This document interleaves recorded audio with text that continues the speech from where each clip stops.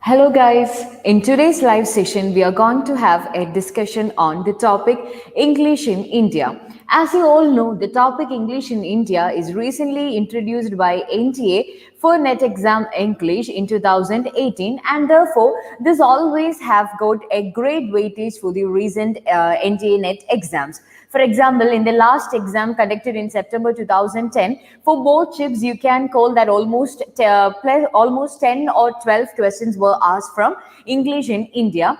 And the thing is that the concepts, the acts, the commissions, they are actually very easy and the questions are predictable, and therefore this is actually a very easy module in order for you to score marks for NTA net exams.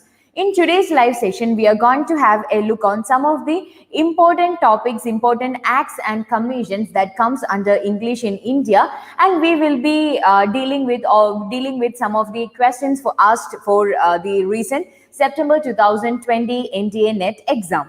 In the next live session, we will continue with this topic and we will complete the English in India, the important commissions, policies, principles, and acts that belong to the English in India topic. And now, moving to our topic, the first thing, so we are going to have a discussion about, so what are the important things that you have to remember or you have to point out while you are learning English in India. English in India is actually different from Indian English literature. In Indian English literature, we are dealing with the writers like A.K. Ramanujan, R.K. Narayan, or Kamala Das, Nizam Ezekiel, and so on. Their important works, the important novels written by these writers. But in English, in the module English in India, we are going to have a look on the history, evolution, and future of English in India. As we all know, English was not the language of India, but English became a central factor of, or English became the central language of India after colonization. And in this video or in this live session, we are going to discuss about the history, the evolution, and the future of English in India. That is by the topic English in India. At first, let's have a look on the inception of English education in India, and we will begin with Charles Grant Commission. So, Charles Grant is a very important and a very prominent figure in English in India because in 1792, Charles Grant, he laid down the first blueprint of introducing English into Indian studies. Okay, I hope it is clear. In 1792, the year is very important, the commission is very important. In 1792, Charles Grant laid down the first blueprint of introducing English into Indian studies, and the main agenda or why he wanted to introduce English into Indian studies is because he wanted to remove the superstitious beliefs or superstitions of the native beliefs. According to the Western world or according to such writers like Charles Grant, we know that they considered Indian values, Indian literary works, Indian language, Indian culture, Indian traditions, Indian religion to be extremely barbaric or to be extremely naive. And in order to save the Indian people from such type of superstitious beliefs, he wanted to introduce English. He wanted to introduce the so-called civilized language among the English people. This idea or this agenda of these English people is more clear in, for example, if you have read the work like Things Fall Apart by Chinua Achebe, you could find how these writers or how the Britishers considered in Indians or the colonized countries and their culture. And another important agenda of introducing English was to spread Christianity through English. As we all know, the English people, the colonization, it started all with Christianity. It started with his missionaries and trade. And therefore, in order to introduce Christianity and in order for the people to understand better the Christian concepts and Christian traditions, they found that it is best to use English because Christianity is the language, or Christianity is the religion of the English people. And that was the second agenda. So first it was to remove the superstitions of the native beliefs, and then was to spread Christianity through English. And then we know about Warren Hastings. So I hope you might have heard of this character called Warren Hastings, or the personality called Warren Hastings. He respected Indian tradition and culture, and he was a prominent British figure who opposed this so-called Charles Grant Commission. So he opposed the idea, and therefore that led a conflict between the missionaries and the government. So these are some of the important points that you have to remember about Charles Grant Commission. For NTA exam in September 2020, there was a question: which of the following propositions refers to the recommendations of Charles Grant?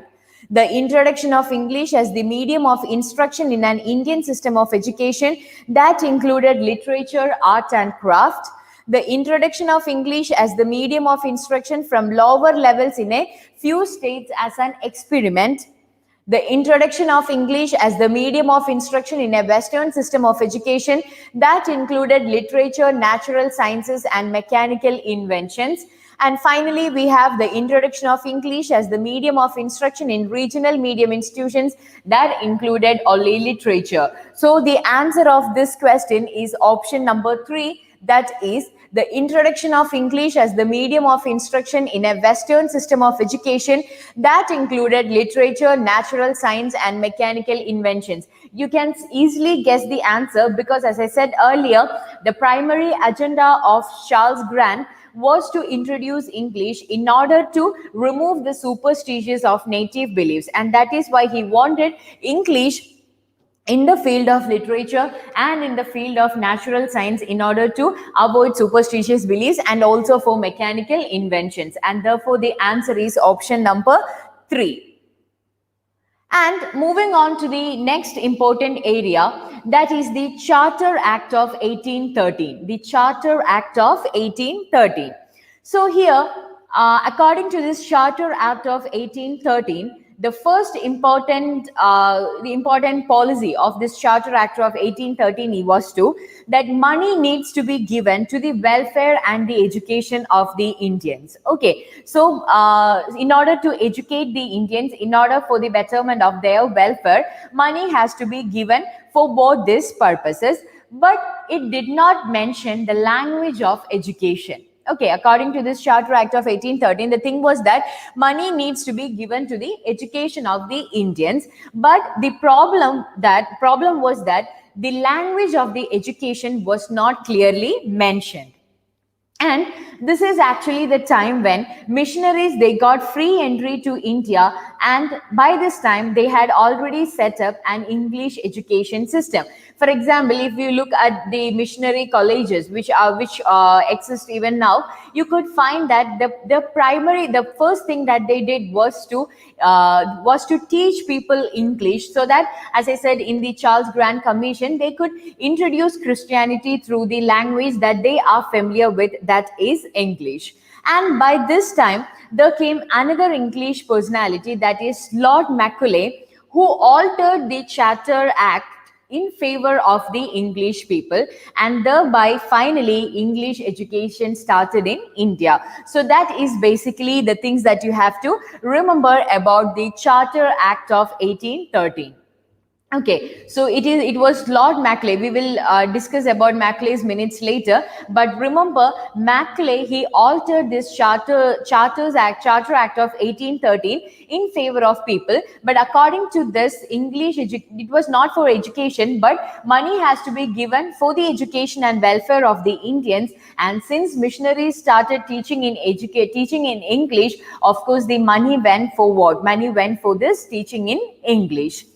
And then moving on to the next important topic, that is Raja Ram Mohan Roy's contribution. Okay, so now we are going to have a look on Raja Ram Mohan Roy's contribution to English in India.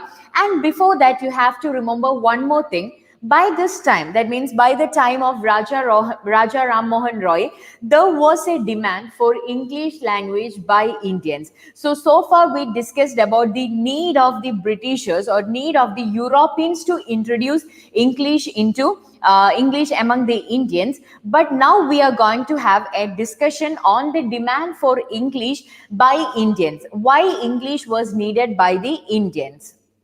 And you have to remember that the main area, or it was Bengal, that showed great demand in learning in English, because there were many writers who came or you know that Bengal was actually a city or a metropolitan city where Britishers were prominent in area of missionary, in the field of trade, and therefore for the rural people there were a need of the people to learn English so that they could get jobs, so that they could get into this world of English literature.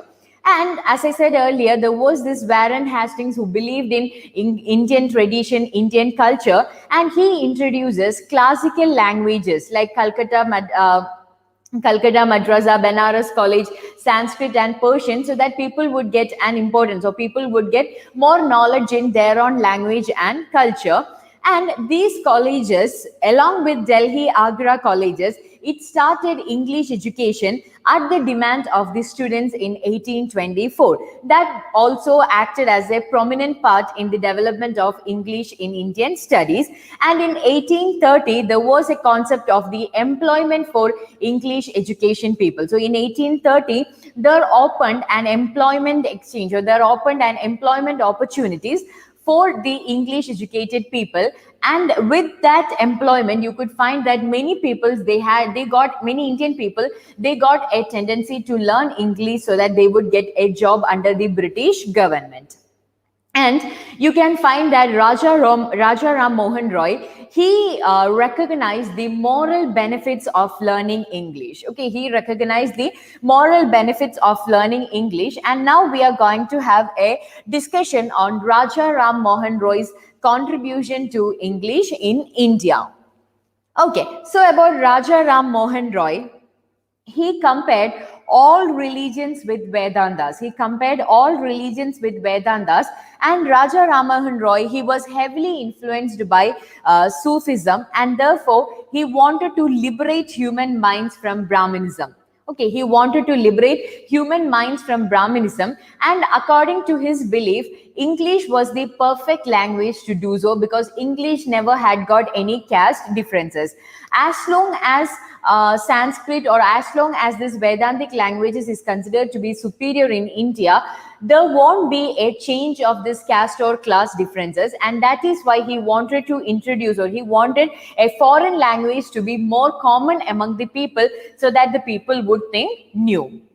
And you could find that he introduced a school with modern subjects like science. So he was much more, or he admired the English language, he admired English, Western science and Western philosophies, and therefore he introduced a school with modern subjects like science.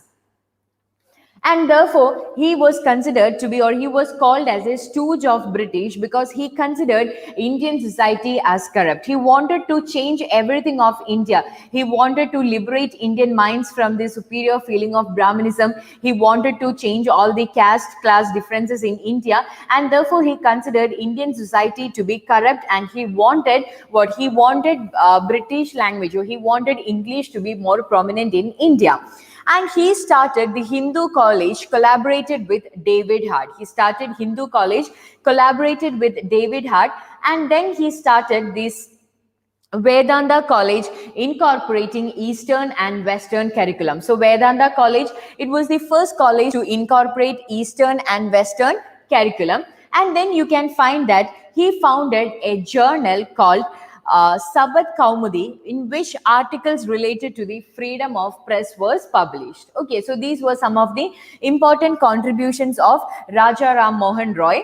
And moving more into him, we can find that in 1823, East India Company, it planned to begin a Sanskrit college in Calcutta. Okay, East India Company planned to begin a Sanskrit college in Calcutta, and Raja Ram Mohan Roy, he opposed this idea, as he thought that this might hamper the minds of the people. So Raja Ram Mohan Roy can be considered as a person who was completely different from other Indians in his thoughts of English education among the people. And he wrote a letter to William Pitt, or Lord Amherst, in 1823, seeking the introduction of English morals and culture to Indians. Okay, so he found the need of Indians to be introduced to the cultural and moral values of English people, and thereby he seek the introduction of English morals and culture to Indians. And he also contributed to Indian English literature because he started the genre of autobiography. He started the genre of autobiography. So these are some of the important contributions of Raja Ram Mohan Roy in English in India. Moving on to the next topic, now we are going to have a discussion on two important personalities of Europe, that is William Bentinck and Lord Macaulay. William Bentinck and Lord Macaulay. So first about William Bentinck, he was a friend of Charles Grant. So we discussed about Charles Grant and the Charles Grant Commission at the beginning, because it was the first to lay the blueprint of English education in India. And with Bentinck, he was a friend of Charles Grant. And his role in India was that he was the governor of India in 1828, and he wrote a petition to public instruction. He wrote a petition to public instruction, and in September 1830, he introduced English as a language of public business and all its departments. So far, English education and the role of English was limited to studies, literature, natural science. And with Bentinck is very important in English in India because he is the first one to introduce English as a language of public business and all its department. Okay, that is why William Bentinck is important. And then he appointed Macaulay. He appointed Lord Macaulay to write a work. He appointed Macaulay to write a work that is Manifesto of English Education in India, which is now known as Macaulay's Minute. Okay, so that is also very important. It was William Bentinck who appointed Lord Macaulay in order to write a work that is Manifesto of English Education in India, or Macaulay's Minute, which is regarded as Indian vernacular language. Okay, which is regarded as Indian vernacular language to the poor and the weak. So we know about Macaulay. He was always a person who thought in favor of the Indians. He was the same person who changed or who altered the Charter Act in favor of the Indians, and you can find that he introduced, or it was a resolution to spend money only in teaching English. Okay, so according to the Charter Act, you know that for English education, for the welfare and the education of Indians, money was granted, but Macaulay altered it so that the money would only go or would only be spent in teaching English. And now moving on to his Manifesto of English Education in India, or Macaulay's Minute. So Macaulay's Minute, the year is very important. It is in the year 1835. Okay, in the year 1835. So about Macaulay's Minute, the British Empire, according to Macaulay's Minute, the first important point that you have to remember is that according to this minute, British Empire, it should spread Christianity, and Christianity should be the only religion in the world. So Macaulay, he was a very ardent believer of Christianity, and the first thing that he brought into this Macaulay's Minute was Christianity should be the only religion in the world, and British Empire has the power of British Empire should promote Christianity. And there is a very famous quote in Macaulay's Minute, that is, we must at present do our best to form a class who becomes mediators between Indians and British. So that was the primary agenda of introducing English. That is, since there was a language barrier between the Europeans, between the Britishers and Indians, they wanted a population that would act as a mediator between the British and the Indians, and that is why they wanted to introduce English as a language among the Indians.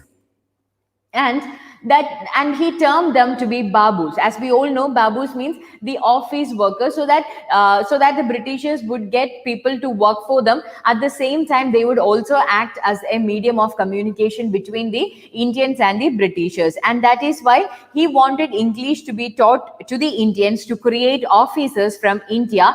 And he wanted this English to be taught not just for the elite people, but also for the masses, but also for the common people, because he considered these common people to be the perfect ones to do the work of a babu, to do the work of this mediators. Okay, so these are some of the main concepts of Macaulay's Minute. In NTA September 2020, there was a question: Macaulay's Minute of 1835 sought to A. promote European literature and science among the natives, impart knowledge of English literature and science through translated text, encourage branches of native learning by more useful studies, stop expenditure on the publication of Oriental works, and spend funds only on English education. We know option D is correct, because as I said earlier, according to him, it was Macaulay who stopped spending money for other languages, and as he wanted to spend money for the education of English among the Indians, and therefore option D is correct. And then moving on to the other options, then we have promote European literature and science among the natives. So both of them are the right answer. So the correct option is option 1A and D only. Now moving to the next area, that is Wood's Dispatch of 1854. Okay, Wood's Dispatch of 1854. Wood's Dispatch of 1854 is considered to be the Magna Carta of English education in India. Remember, Wood's Dispatch of 1854 is regarded to be the Magna Carta of English education in India, and this actually advocates for a combination of Indian languages and English. Okay, it advocates for a combination of Indian languages and English. And another important thing that comes under this Wood's Dispatch of 1854 is the translation of European works in vernacular languages for the masses. Okay, since it was very hard for people to understand such classical works of European literature in English, that means in a foreign language, it actually promoted the translation of such works into vernacular languages, so that the people would get an interest in learning this foreign language or learning this foreign culture. Okay, and another important thing that you have to remember about this Wood's Dispatch of 1584 is that just like Macaulay's Minute, which wanted the English education to be given to the masses and also the elite people, Wood's Dispatch of 1854 also embraced masses into education. Okay, and in higher education, you could find that 3 universities were set up after this Wood's Dispatch of 1854, that is in Bombay, Madras and Calcutta, and they introduced English as a subject. Okay, English as a subject, just like how we learn English as a subject, because it promoted the combination of Indian languages and English. Okay, and in NTA September 2020, there was a question: which of the 2 points were emphasized by Wood's Dispatch of 1854? Which of the 2 points were emphasized by Wood's Dispatch of 1854?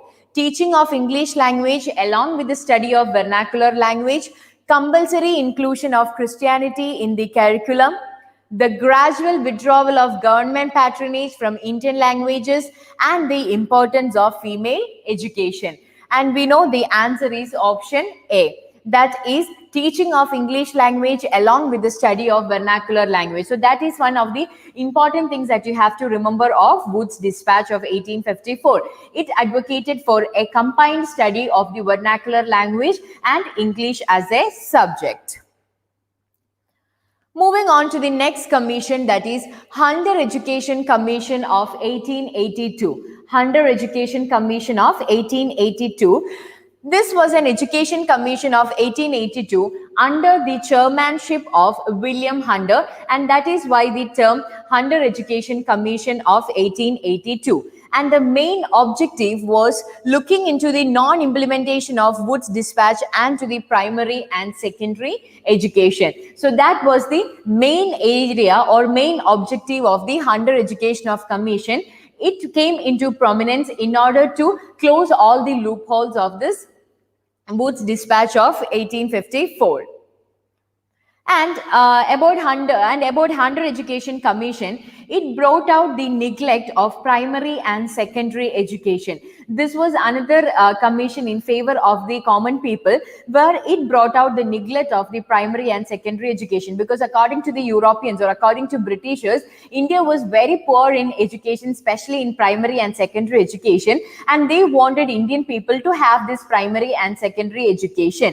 And you could find that it reduces this act, it reduced the British involvement in elementary education. So the right of the primary and secondary education were given to the local bodies, and therefore it reduced the British involvement in elementary education. And in 1882, you could find that Punjab University was established. Okay, remember, in 1882, Punjab University was established to lessen the burden of Calcutta University.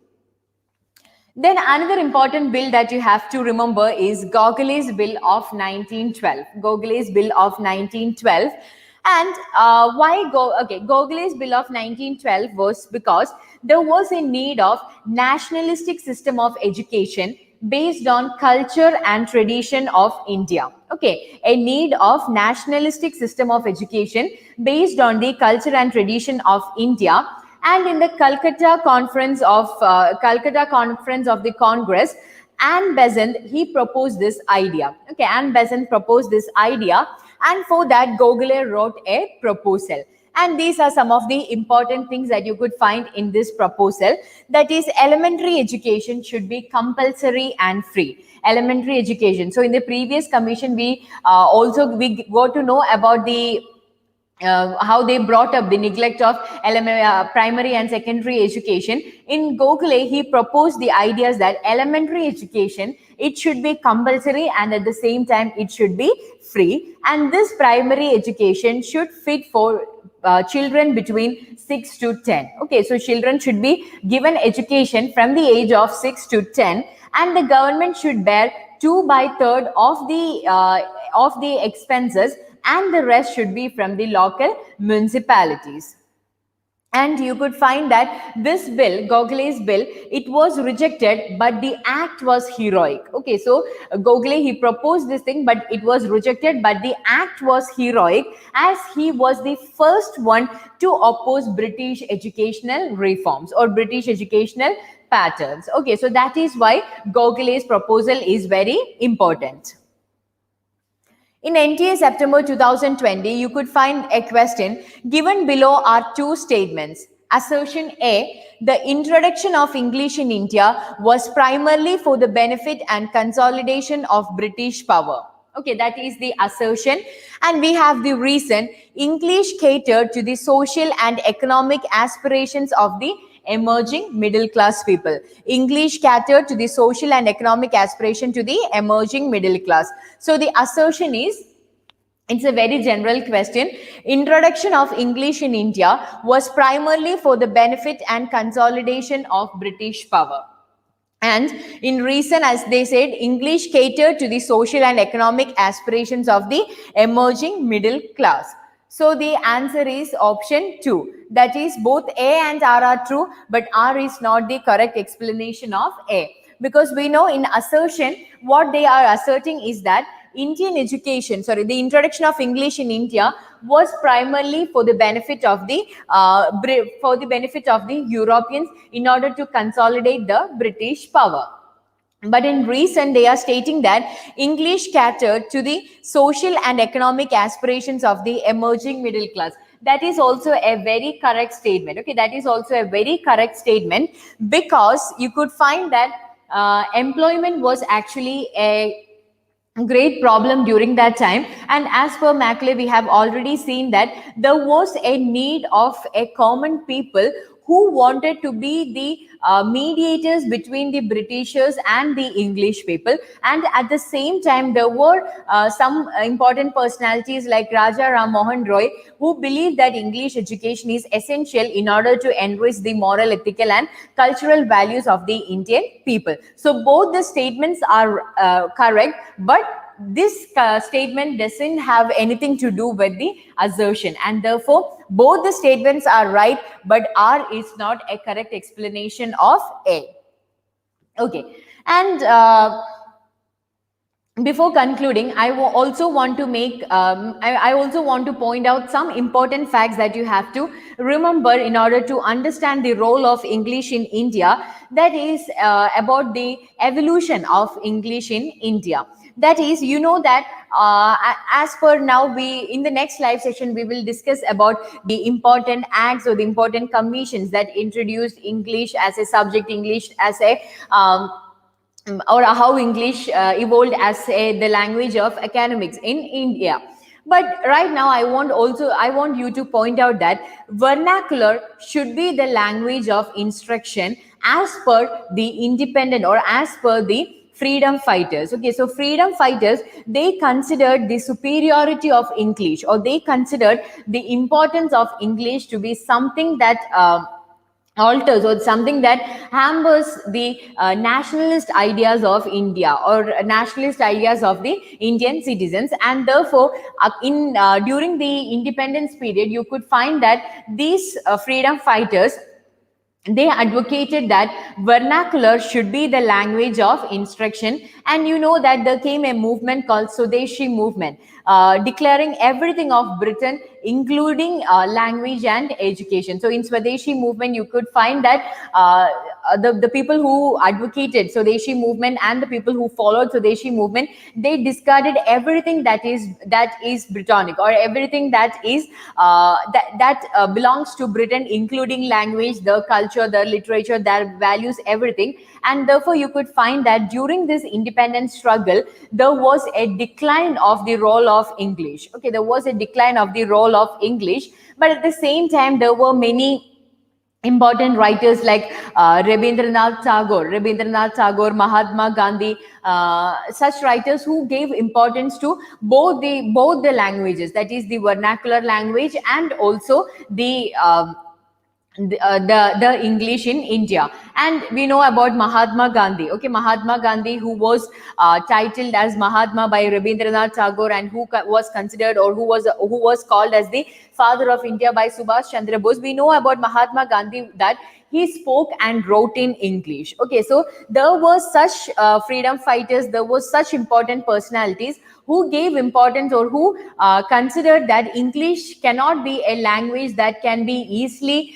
disregarded from the minds of India, because by this time English has given a root, or English was forcibly rooted in Indian culture, and therefore its role was something that is unavoidable. So these writers, or these important personal figures, they promoted, or they advocated for the mastery of this English, so that once you master this foreign language, it will give you a feel of mastering them. Okay, it would give you a feel, or it would easily eradicate the feel of being inferior to something that is foreign. So there were both the groups, one who wanted to eradicate anything that is foreign, and the one who wanted to have a superiority, or to master the foreign language in order to get that superiority. So it was just like this Inkhorn controversy that happened in Britain during this during the Norman conquest. And in post-independence and future, we know that English, it became a subject, but vernacular languages became the language of instruction. And there are some elite schools that continued the system of English medium even after Britishers they went away from India. And when Indian Constitution was written, 15 languages were accepted as the language of India. And there was another important thing that gave importance to English, that was anti-Hindi. Okay, this was actually a movement that began in Tamil Nadu, anti-Hindi, because if we consider Hindi as the official language of India, the South Indians, they were not that prominent in India. They were not that mastered. They have not mastered in Hindi, and therefore this non-anti-Hindi, it began in Tamil Nadu, and again it gave importance to English as an academic language. And in 1949, you could have seen, you could have heard of this University Education Commission, where it suggested that English should be the medium of instruction in universities. So these are some of the important points that you have to remember in English in India. Okay, so that's all for today's live session. And so remember, in today's live session, we discussed about the important acts, commissions, policies, proposals, and minutes of English in India.